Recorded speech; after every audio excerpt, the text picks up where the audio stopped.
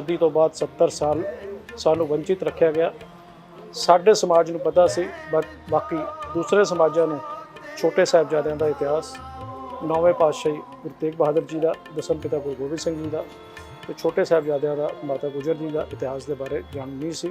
पूरा देश विच वीर बाल दिवस मनाया जा रहा है।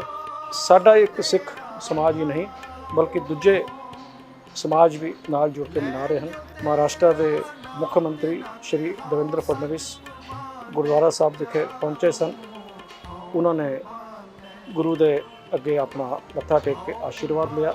एक घोषणा की कि जो तक सूरज चंद है रहेगा उदों तक उन्हों की याद विच इदा ही समागम होंदे रहणगे। वीर बाल दिवस के मौके पर श्री गुरु तेग बहादुर दरबार गुरुद्वारा रौली कैंप समुची ही साध संगत मुंबई, नवी मुंबई, जिदे कि Maharashtra Sikh association, supreme council of Navi Mumbai Gurudwara, Maharashtra state Punjabi Sahitya academy, 11 member Sikh coordination committee Maharashtra वालों वीर बाल दिवस छोटे साहिबजादियां दी यादगार विच मनाया गया। इतिहास बारे आप बिल्कुल वाकिफ हो। जिस तरह दसम पिता श्री गुरु गोबिंद सिंह जी ने पूरा परिवार धर्म की राखी लई, मानवता लई अत्याचार के विरुद्ध निशावर करता, ते अज छोटे साहिबजादियां दी यादगार विच वीर बाल दिवस जिहड़ा कि प्रधानमंत्री नरेंद्र मोदी जी ने एक घोषणा की सी कि 26 दिसंबर को पूरे देश विच वीर बाल दिवस मनाया जाएगा। उसनूं संदर्भ विच रखते हुए और मैं जिक्र करना चाहूँगा कि नरेंद्र मोदी जी का धन्यवाद भी करना चाहूँगा प्रधानमंत्री जी का, कि जिन्हों ने जो छोटे साहिबजादियां नूं या दसम पिता गुरु गोबिंद सिंह जी के परिवार नूं जो सत्कार, मान, जो इतिहास जिहड़ा कि साडे तो कई आज़ादी तो बाद 70 साल सानू वंचित रखा गया। साडे समाज नूं पता सी, बाकी दूसरे समाजां नूं छोटे साहिबजादियां दा इतिहास, नौवें पातशाही गुरु तेग बहादुर जी का, दसम पिता गुरु गोबिंद सिंह जी का ते छोटे साहिबजादियां दा माता गुजर जी का इतिहास के बारे जाण नहीं सी। पूरा देश विच वीर बाल दिवस मनाया जा रहा है, जिहदे कि साडा एक सिख समाज ही नहीं बल्कि दूजे समाज भी नाल जुड़ के मना रहे हैं। तो इहदा जिहड़ा इतिहास है साडी आउण वाली पीढ़ी, साडे बच्चों के कोल, दूजे समाजां दे बच्चों के कोल पहुँच रहा है। तो अज विशेष तौर पर महाराष्ट्र के मुख्यमंत्री श्री देवेंद्र फडणवीस गुरुद्वारा साहब विखे पहुँचे सन। उन्होंने गुरु के अगे अपना मत्था टेक के आशीर्वाद लिया और छोटे साहिबजादियां की याद विच उन्होंने नमन किया, जिथे ही उन्होंने दसम पिता गुरु गोबिंद सिंह जी को याद करके उन्होंने जिहड़ा बलिदान जो रहा है परिवार का उसका जिक्र किया। तो एक घोषणा की कि जो तक सूरज चंद है रहेगा उदों तक उन्होंने याद विच इदा ही समागम होंदे रहणगे। मैं धन्यवाद करना चाहांगा मुख्यमंत्री श्री देवेंद्र फडणवीस जी का, जो उन्होंने साडे प्रति जो श्रद्धा है, जो उन्होंने नौवें पातशाह गुरु तेग बहादुर जी 350 साल शहीदी शताब्दी मनाउण दा जिहड़ा उन्होंने घोषणा की है और बड़े वड्डे पद्धर ते महाराष्ट्र विखे मनाए जा रहे हैं। जिहदा कि पहला प्रोग्राम नागपुर विखे होया सी, जिहदे कि घट तो घट 5 लाख तो वध दी संगत पूरे विदर्भा तो पहुंची सी और 9 गुरु ते 9 समाज जिन्हां दा कि नाता रहा है गुरु साहब दे नाल, जिद्दां कि सिख, बंजारा, लुबाणा, सिकलीगर, मोहिल, सिंधी, उदासीन परंपरा, वाल्मीकि ते भगत नामदेव दी वाल्मीकि समाज जिन्हां दा कि नाता रहा है, वो 9 समाज नूं नाल मिला के ये प्रोग्राम हो रहे हैं। और इतिहास मैं कह सकता हूँ कि जो CM साहब का देवेंद्र फडणवीस जो संकल्प से कि उन्होंने इतिहास घर घर पहुँचना चाहिए है, असी देख रहे हैं कि बड़े ही उपराले महाराष्ट्र सरकार लै रही है, जिदे कि उन्होंने गुरु तेग बहादुर जी जीवनी उपर विशेष एक पुस्तक कढ़ी गई है जिसका कि लॉन्च किया गया, जी कि घर घर वंडी जा रही है। एक डॉक्यूमेंटरी गुरु साहब के उपर रिलीज़ की गई थी जिसके कि मिलियन व्यू होए हैं। एक सतिंदर सरताज ने एक गीत लिखा सी जोड़ा कि बहुत सारे बच्चे देख रहे हैं, इतिहास तो जानू हो रहे हैं। हम सभी लोग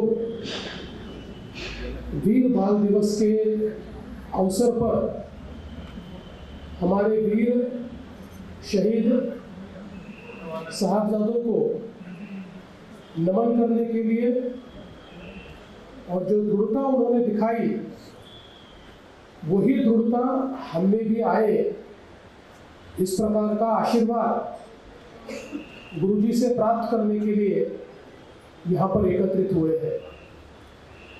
हम सभी लोग जानते हैं गुरु गोविंद सिंह जी, इनके परिवार ने जो शहादत दी है वो हमारे देश के और विश्व के इतिहास में एक बहुत ही अनूठा उदाहरण है। और इतनी शहादत के बाद भी गुरु गोविंद सिंह जी अपने मकसद से पीछे नहीं हटे, तो उन्होंने फिर एक बार हम सभी को दिखा दिया कि हमारे सारे सिख गुरुओं ने किस प्रकार से मानवता के लिए बलिदान दिया। और विशेष रूप से साहिबजादे जोरावर सिंह जी, साहिबजादे फतेह सिंह जी, जिनकी उम्र महज 6 साल और 9 साल थी, उस समय इतनी क्रूरता थी कि इतने छोटे और मासूम साहबजादों को दीवारों में चुनवा दिया गया और उनकी रगों में भी गुरुजी का ही खून था। तो ऐसा कहते हैं कि जिस समय उनको दीवारों में चुनवाया जा रहा था तो जो बड़े साहबजादे हैं जोरावर सिंह जी, उनकी आंखों में पानी आया। तो छोटे साहबजादों ने कहा कि हम किसके पुत्र हैं और आपकी आंखों में पानी?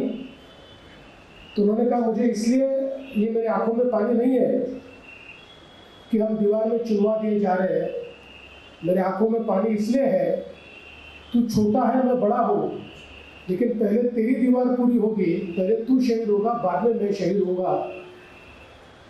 इसलिए मेरे आंखों में पानी है कि छोटा होते हुए भी तू मेरे से पहले शहीद हो रहा है।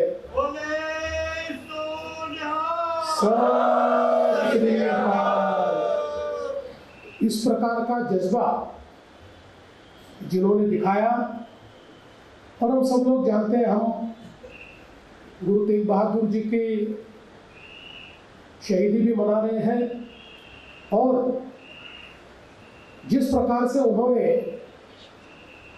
आज भारत की संस्कृति को बचाया, भारत की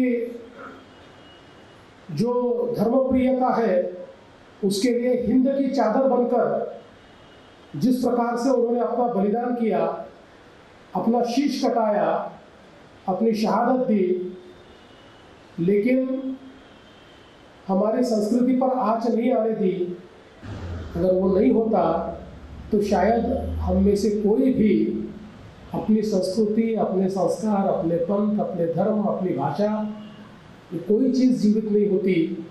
इसलिए जब तक सूरज और चांद है तब तक हम लोग हमारे गुरुओं का आशीर्वाद लेते रहेंगे, उनका आभार व्यक्त करते रहेंगे, उनके सामने शीश झुकाते रहेंगे।